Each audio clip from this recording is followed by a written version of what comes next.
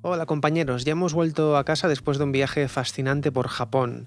A nuestro repertorio de consolas hemos incorporado un sistema que siempre quise tener. Se trata de la polémica Neo Geo CD, ese intento de SNK por llevar sus juegos a un público mayor a costa de unos tiempos de carga que iban desde aceptables a insufribles en algunos casos.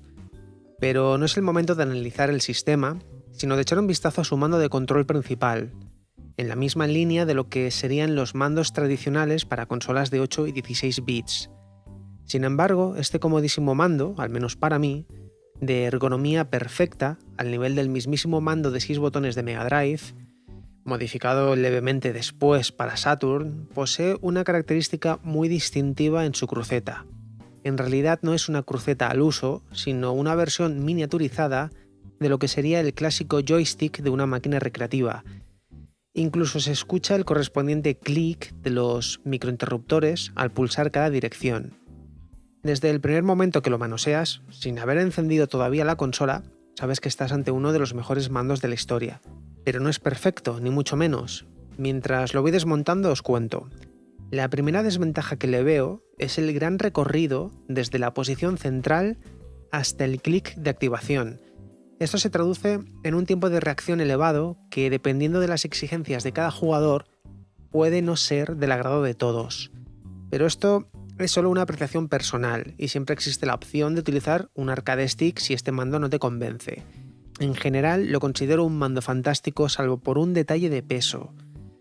Su ergonomía es tan elevada como su fragilidad, y este es su verdadero problema.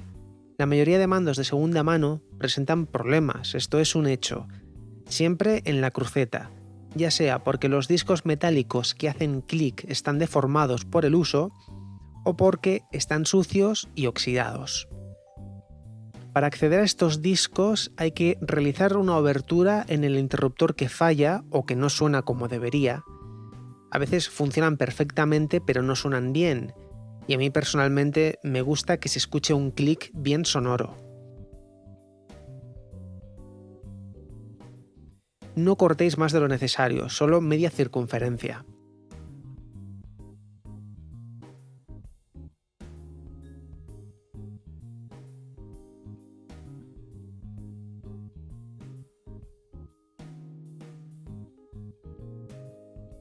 Después se saca la pieza de plástico y debajo de esta encontramos el disco. Con alcohol y un bastoncillo, limpiad la suciedad y el óxido. Casi siempre hay algo de óxido. El interior del interruptor también es aconsejable limpiarlo. Si queréis asegurar un mejor contacto, con un elemento afilado rozad un poquito la cara interna del disco y los contactos dentro del interruptor, aunque esto es un paso que yo no suelo realizar. Si el disco está en mal estado o deformado, prefiero sustituirlo directamente. ¿De dónde sacamos discos en buen estado? Pues de máquinas que usen un sistema de pulsación similar. Por ejemplo, las GBA SP desguazadas que guardo en el taller. De cada GBA SP se pueden sacar 6 discos del tamaño adecuado, pertenecientes a su cruceta y los botones de acción principales. Haced lo mismo que yo con mucho cuidado para extraerlo.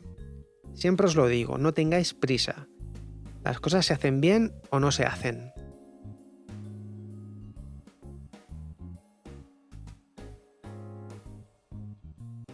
Y ahora solo queda introducir este disco en buen estado donde estaba el antiguo. Ya veréis cómo suena esto en cuanto lo tenga montado. Una gozada. Va a quedar como nuevo.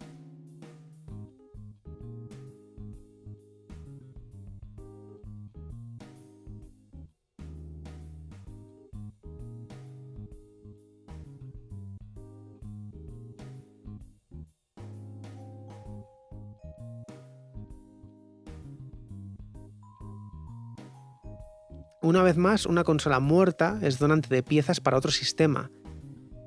No convirtáis vuestra casa en un vertedero, pero a veces es interesante conservar trastos que a ojos de otros serían basura, porque al final nos ahorran mucho dinero. Hay que reaprovechar y reciclar siempre que sea posible.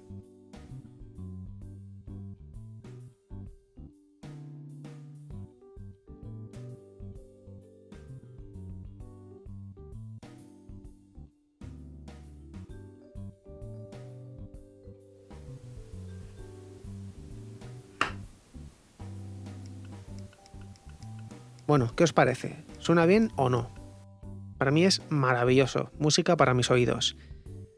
Ahora me tocaría darle un repaso a la consola, más que nada comprobar que no hay indicios de oxidación o corrosión en la placa, porque si algo he apreciado en Japón es la misma humedad horrible de Barcelona, y a saber cuánto tiempo estuvo abandonada la consola que compré y en qué condiciones.